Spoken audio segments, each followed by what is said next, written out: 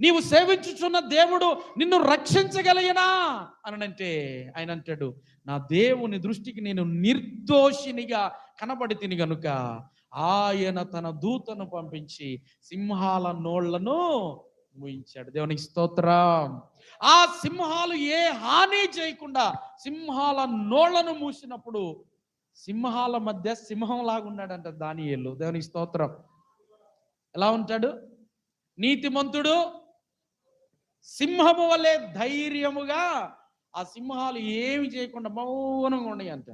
అప్పుడు సింహాల బోనులో నుంచి అంటాడు, రాజు చిరంజీవి అవునుగాక. శ్రమలో ఉండి కూడా దీవిస్తున్నాడండి.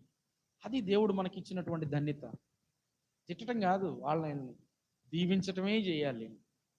దీవించటం, ఆశీర్వదించటం అది దేవుడు మనకి ఇచ్చినటువంటి హక్కు. అది ఒక వరం. అది ఏ హాని